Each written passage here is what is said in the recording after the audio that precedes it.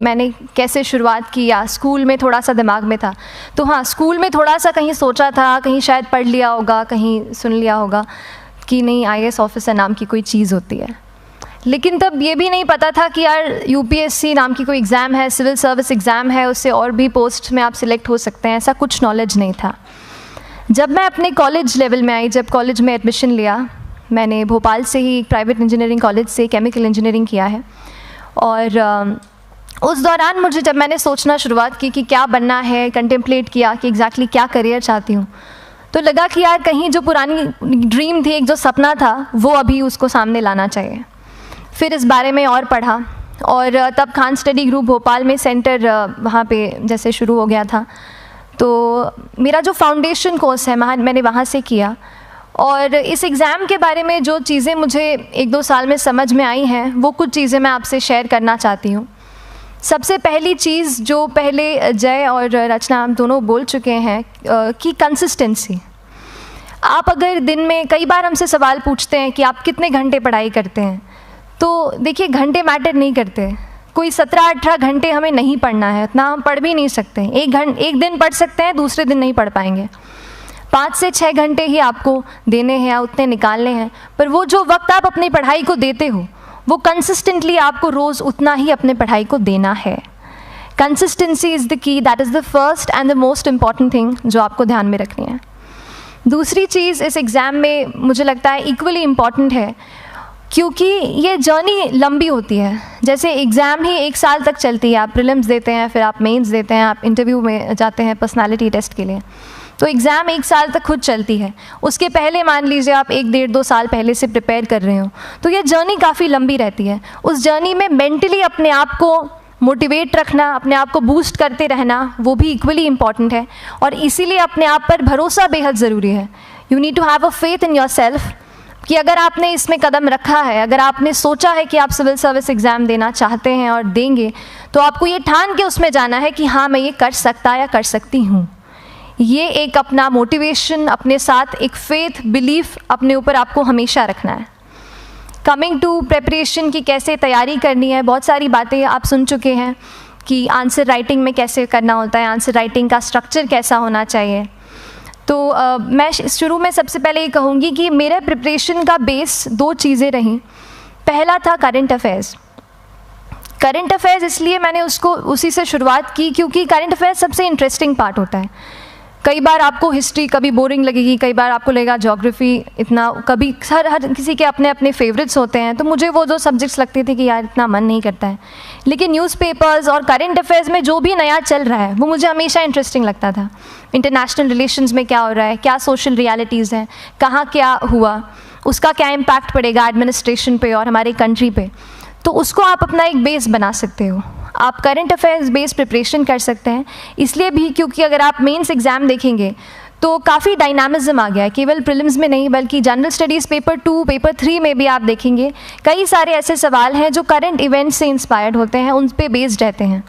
तो जब आप न्यूज़पेपर बेस्ड, करंट बेस्ड पढ़ाई करते हैं तो वो आपका प्रिपरेशन वहाँ से भी कवर हो सकता है। दूसरी जो चीज़ मैंने जिस पे बहुत फोकस किया वो थी आंसर राइटिंग।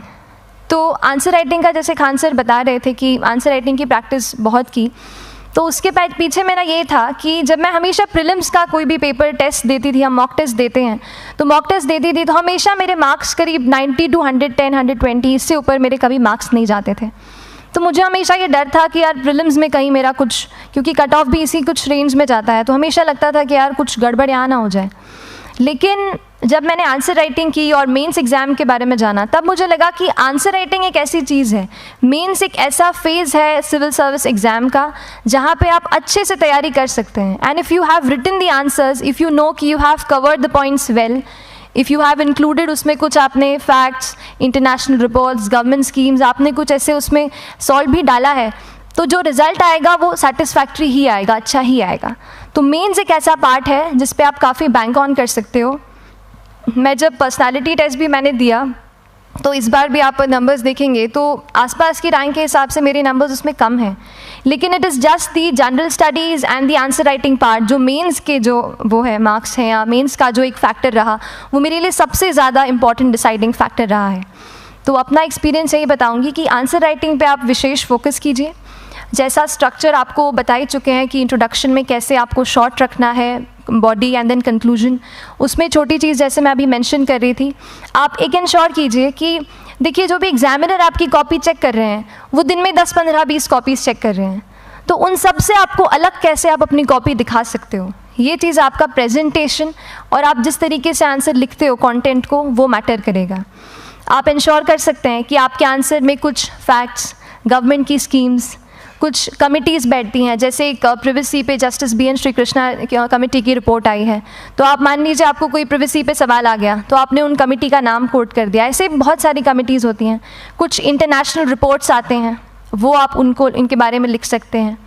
इंडिया का मैप आप बना सकते हैं। मैंने सीख लिया था कि 10-15 सेकेंड्स में कैसे जल्दी से मैप बनाना है और उस पर कैसे पॉइंट कुछ करना है, कुछ लोकेट करना है।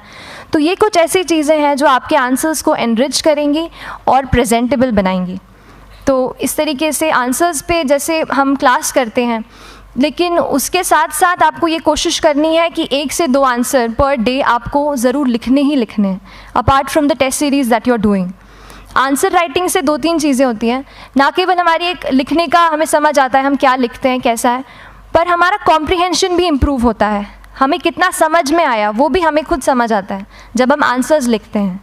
और इसीलिए आंसर राइटिंग पे आप फोकस कीजिए, 1 से 2 आंसर ज़रूर लिखिए।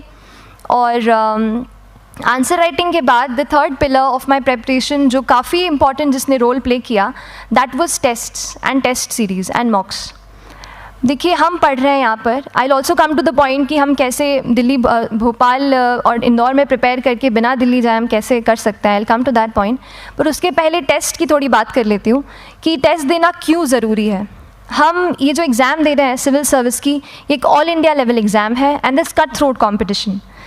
तो उसके लिए आप केवल पढ़ते रहें, सारी बुक्स, मटेरियल्स, स्टैंडर्ड ये करंट का सब पढ़ लें, लेकिन अगर आप ये नहीं जज कर पाए कि आपका क्या लेवल है at an all India level, तो चीज़ें समझ में आप नहीं, मतलब आप आगे नहीं बढ़ पाएंगे या सही डायरेक्शन नहीं पकड़ पाएंगे। तो इसलिए आप टेस्ट से घबराइए मत। कई बार टेस्ट का इनर्शिया होता है, ऐसे लगता है कि जब तक पूरा सिलेबस कंप्लीट नहीं कर लूँ तब तक टेस्ट नहीं दूंगा, लेकिन सच में बात ये होती है कि जब तक हम GS के मतलब पेपर देने अंदर भी घुसते हैं ना, तब भी उस सेकंड पे लग रहा होता है कि कुछ छूट गया है हमारा। तो ये चीज़ होगी ही, इसीलिए ये मैं कभी मत सोचिए कि जब तक पूरा सिलेबस नहीं कर लूँ टेस्ट नहीं दूंगा। जैसे आपका एक थोड़ा बेस बन जाता है प्रिपरेशन का, आप टेस्ट दीजिए, चाहे वो प्रीलिम्स का MCQ का टेस्ट हो या मेंस का राइटिंग स्किल की प्रैक्टिस हो, टेस्ट पे आप फोकस कीजिए। उसके बाद टेस्ट केवल देने के लिए नहीं देना है, उसको एनालाइज भी अच्छे से करना है। When you get the answer hints, when you get the answer keys, analyse properly कि आपकी क्या गलती हुई है और उससे भी सीखने की कोशिश कीजिए कि क्या कुछ नया मुझे इस टेस्ट पेपर से या इस आंसर कॉपी से मिल सकता है।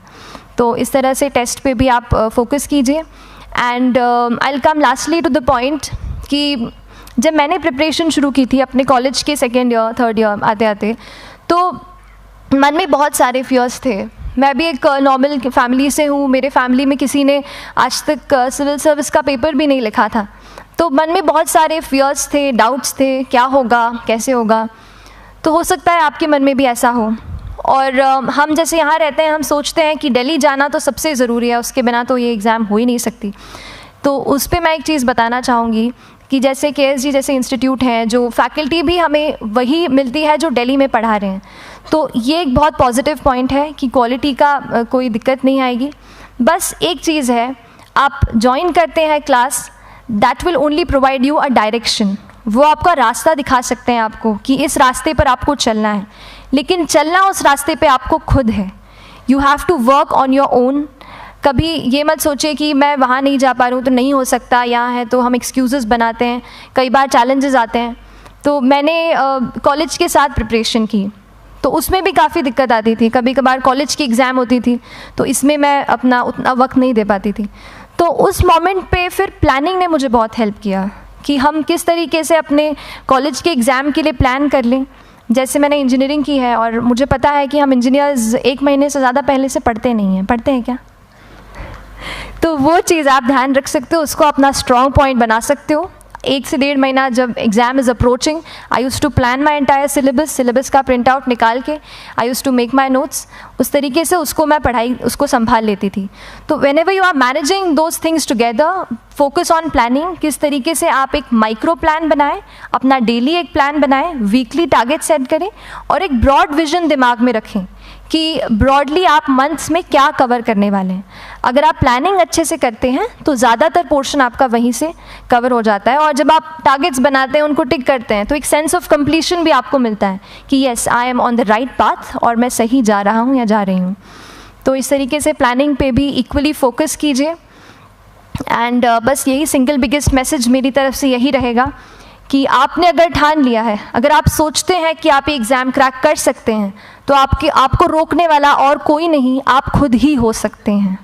तो खुद आप अपनी रुकावट कभी मत बनिए, एक्सक्यूज़ेस मत बनाइए। ऑब्स्टिकल ज़रूर आएंगे, उन्हें आपको चैलेंज करना है। Challenges are meant to be challenged.